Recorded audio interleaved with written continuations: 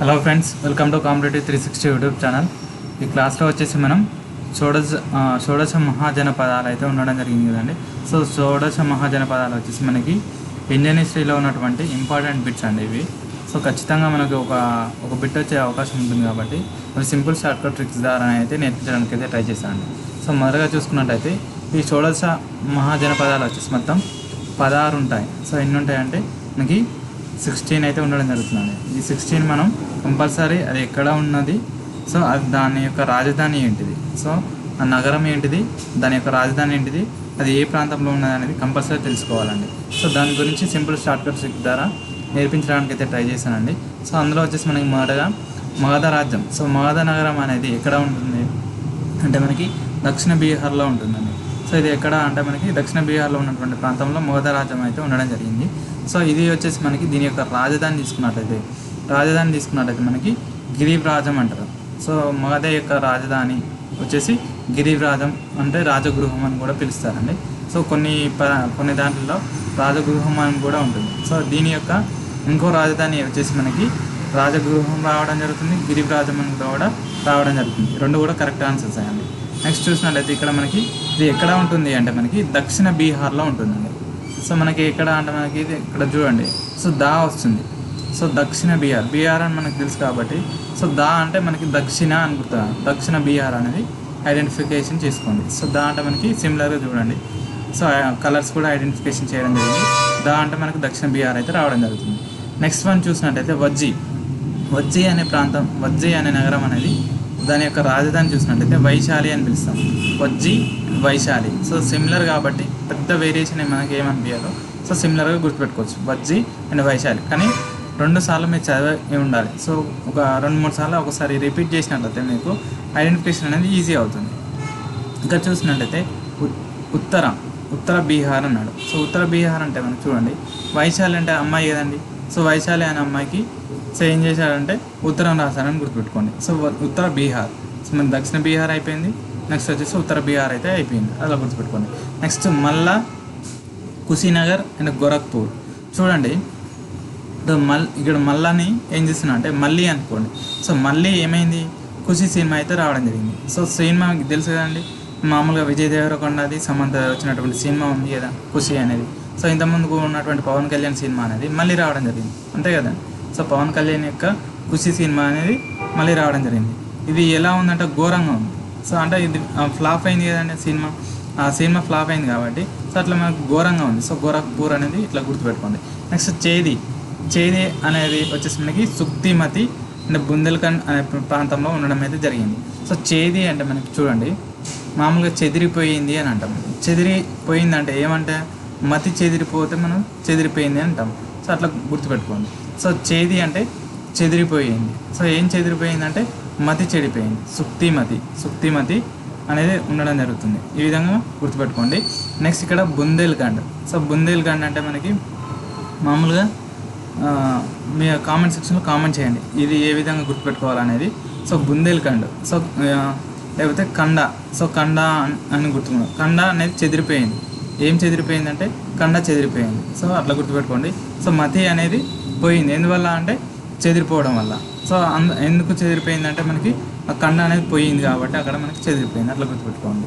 Next చూసినట్లయితే వత్స కౌశాంబి అలహాబాద్లో ఉండడం అయితే జరిగింది. వత్స చూసినట్టయితే మనకి జనరల్గా చూడండి ఇక్కడ వస్సా అంటే మనకి వస్సా అయితే అని రావడం జరుగుతుంది, అంటే జస్ట్ వస్తా అనే పిలవడం జరుగుతుంది.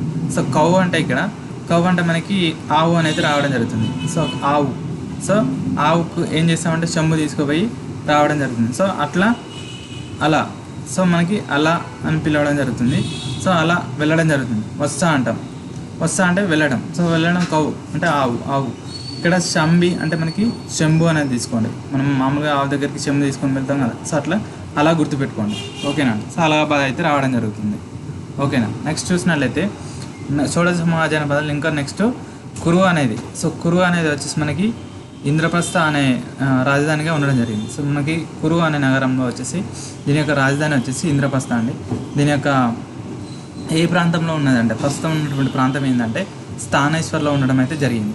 సో సిమిలర్గా మనకి చూసినట్టయితే స్థానేశ్వర్ అయితే రావడం జరుగుతుంది. ఈ విధంగా సిమిలర్గా గుర్తుపెట్టుకోవచ్చు. సో కురు అంటే మనకి సో కౌరవులు అని గుర్తుపెట్టాం. కౌరవులు అంటే సో 100 అని వస్తారు కదండి. సో మామూలుగా ఇంద్ర సినిమాలో డైలాగ్ ఉంటుంది 100 సార్లు అని చెప్తూ ఉంటారు కదా. సో అట్లా గుర్తుపెట్టుకోండి. సో ఇంద్రుడు అధిపతి. సో ఈ కౌరులందరూ కూడా ఇంద్రుడు అధిపతిలాగా గుర్తుపెట్టుకోండి. సో కురు అంటే మనకి కౌరవులుగా తీసుకోండి. సో కౌరులకి అధిపతి ఎవరు అంటే ఇంద్రుడుగా తీసుకోండి. సో ఇంద్రప్రస్థ వచ్చేసి స్థానేశ్వర అనే ప్రాంతంలో ఉండడం అయితే జరిగింది. నెక్స్ట్ చూసినట్లయితే మనకి అంగ. సో అంగ అంటే మనకి అంగం అనే తీసుకోండి. సో అంగ అంటే అంగంగా తీసుకున్నట్లయితే సో అంగం అంటే ఏంటిది, మనకు ఏదైనా ఒక అంగం కింద మన శరీర భాగంలో అంగం కింద తీసుకోవచ్చు. అప్పుడు తీసుకున్నట్లయితే అక్కడ చెంప అని వస్తుంది. సో చెంప అంటే మనకి ఏదైనా అంగం కిందనే వస్తుంది. సో అట్లా ఈ విధంగా సింపుల్గా గుర్తుపెట్టుకోవచ్చు అండి. సో ఇది వచ్చేసి మనకి తూర్పు బీహార్ అనే ప్రాంతంలో ఉండడం జరిగింది. ఎక్కడంటే ఇది తూర్పు బీహార్ అనే ప్రాంతంలో ఉండడం అయితే జరిగింది. సో మామూలుగా ఇక్కడ బీర్ అనేది ఉంది. సో మనకి బీర్ అనేది తీసుకోవచ్చు కామన్ వర్డ్గా. సో బీరు తీసుకున్నట్లయితే ఏమవుతుంది, చెంప పగులుతుంది. సో అంగం అంటే ఏంటిది, చెంప పగులుతుంది. ఎప్పుడు అంటే బీరు తీసుకున్నట్లయితే చెంప పగులుతుంది అని అట్లా గుర్తుపెట్టుకోవచ్చు. నెక్స్ట్ కాశీ అనేది చూసినట్లయితే మనకి ఎక్కడ ఉంది, దీని యొక్క రాజధాని వచ్చేసి వారణాసి అండి. సో ఇది వచ్చేసి మనకి బెనారస్ అనే ప్రాంతంలో ఉండడం అయితే జరిగింది. సో కాశీ అంటే మనకి చూడండి ఇక్కడ సిమిలర్గా వాసి అని వస్తుంది, కాశీ వాసి అంట.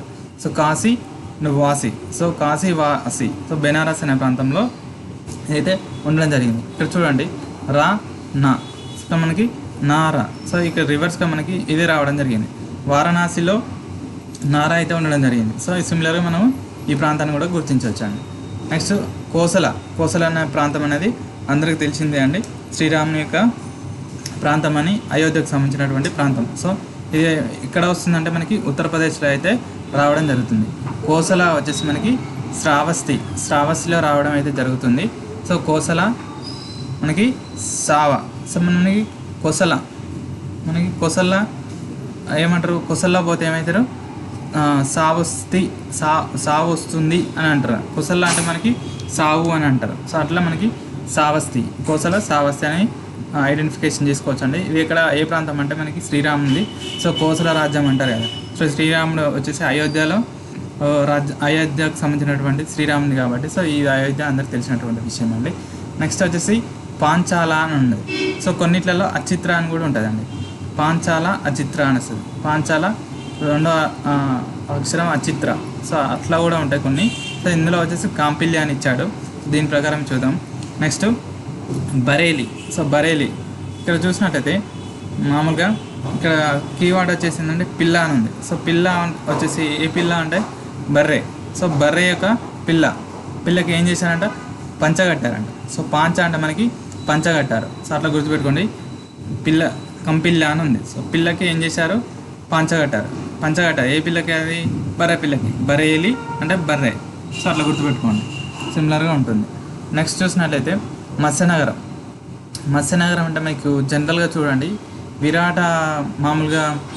విరాట పర్వం సినిమా వచ్చింది. సో విరాట పర్వం సినిమా అంటే మనకి తెలుసు. ఆ విరాట పర్వం సినిమాలో ఉన్నటువంటి హీరోయిన్ ఏం చేస్తుంది అంటే చాలా పూర్ అన్నట్టు. సో చాలా పూర్ కాబట్టి ఆమె ఏం చేస్తుంది అంటే చేపల కోసం, అంటే మామూలుగా వాటర్ ఉన్నటువంటి ప్లేస్లలోకి వెళ్తారు కదండి. సో మామూలుగా అక్కడ హీరోయిన్ ఏం చేస్తుంది, సో అడవులలోకి వెళ్ళిపోవడం జరుగుతుంది కదా. సో అడవులలోకి వెళ్ళిపోవడం జరిగింది కాబట్టి ఇక్కడ మనకి చేపల కోసం వెళ్ళిందని గుర్తుపెట్టుకోండి, పూర్ కాబట్టి. సో ఎందుకు వెళ్ళిందంటే అక్కడ విరాట పర్వం అనే సినిమాలో హీరోయిన్ ఏం చేసిందంటే చేపల కోసం, అంటే హీరో కోసం వెళ్ళింది, కానీ ఇక్కడ చేపల కోసం వెళ్ళిందని గుర్తుపెట్టుకోండి. ఎందుకంటే మనకి పూర్గా ఉంది కాబట్టి చేపలు అమ్ముకొని బతకడానికి వెళ్ళిందని గుర్తుపెట్టుకోండి. నెక్స్ట్ వచ్చేసి శౌరసేన వచ్చేసి మధురా రాజధాని.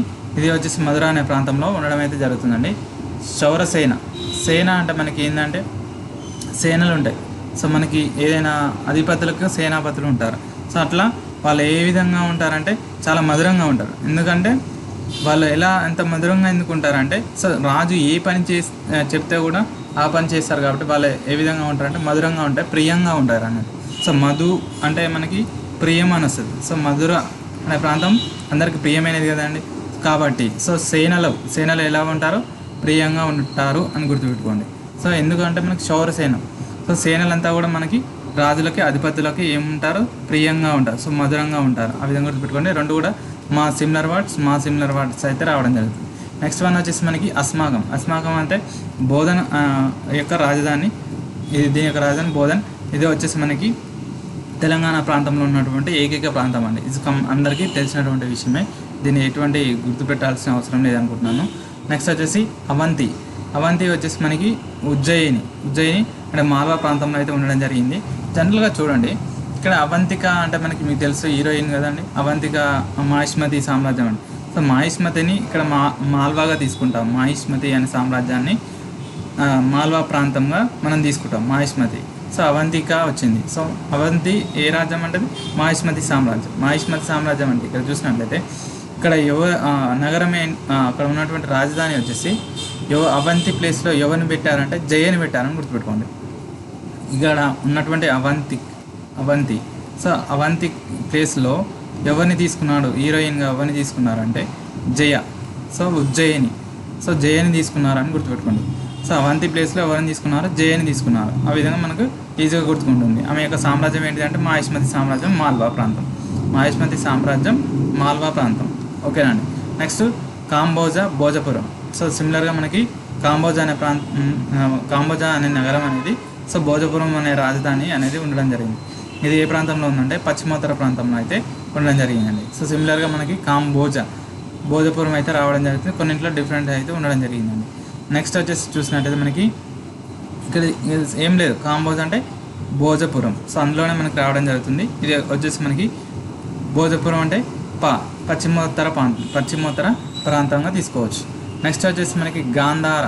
సో గాంధార వచ్చేసి తక్షశిల అంటాం మనం. సో తక్షశిల అంటే మనకు యూనివర్సిటీ వస్తుంది కదండి. ఈ యూనివర్సిటీ ఎక్కడ ఉందంటే మనకి ఆఫ్ఘనిస్తాన్లో ఉన్నదని గుర్తుపెట్టుకోండి. సో తక్షశిల అనేది ఎక్కడ ఉందంటే ఆఫ్ఘనిస్తాన్గా గుర్తించండి. సో ఆఫ్ఘనిస్తాన్లో అయితే ఉండడం జరిగింది. సో ఇక్కడ మనకి గాంధార అన్నాం. సో గాంధార శిల్పకళ అంటారు.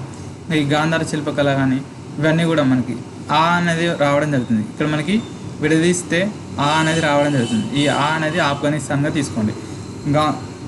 గాంధార అనగానే మనకి ఏం గుర్తుకు రావాలంటే ఆఫ్ఘనిస్తాన్ గుర్తుకు రావాలండి. సో ఆఫ్ఘనిస్తాన్ వచ్చేసి మనకి ఆఫ్ఘనిస్తాన్లో ఉన్నటువంటి యూనివర్సిటీ ఏంటంటే తక్షశిల అండి. సో అలా కాకుండా దారాలు. సో దార అనేది ఎక్కడి నుంచి వస్తాయంటే శిలల నుంచే వస్తాయి. ఇప్పుడు ఏదైనా చూడండి, మేము వాటర్ అనేవి ఫ్లో అవుతూ ఉంటాయి. సో వాటర్ అని ఫ్లో అయినప్పుడు అవి ఎక్కడి నుంచి వస్తాయో తెలియదు. సో కానీ ఆ శిలల లోపల నుంచి రావడం అయితే జరుగుతుంది కొన్నిసార్లలో. సో కొన్ని ప్లేస్లలో మీరు అబ్జర్వ్ చేసే ఉంటారు, ఆ శిలల నుంచి వాటర్ అనేది రావడం అయితే జరుగుతుంది. సో ఈ విధంగా మనం గుర్తుపెట్టుకోవచ్చు. ఈ దారాలు అనేవి ఎక్కడి నుంచి వస్తాయంటే తక్షశిల నుంచి అయితే రావడం జరిగింది. ఆ విధంగా ఈ తక్షశిల యూనివర్సిటీ ఎక్కడ ఉంది అంటే ప్రజెంట్ ఆఫ్ఘనిస్తాన్లో అయితే ఉండడం జరిగింది. ఆ విధంగా గుర్తుపెట్టుకోండి. ఇది వచ్చేసి పురాతన యూనివర్సిటీ కూడా మనం తీసుకోవచ్చు అండి. ఇది అండి. Thank you so much for watching this video. Please subscribe my channel for more information అండి.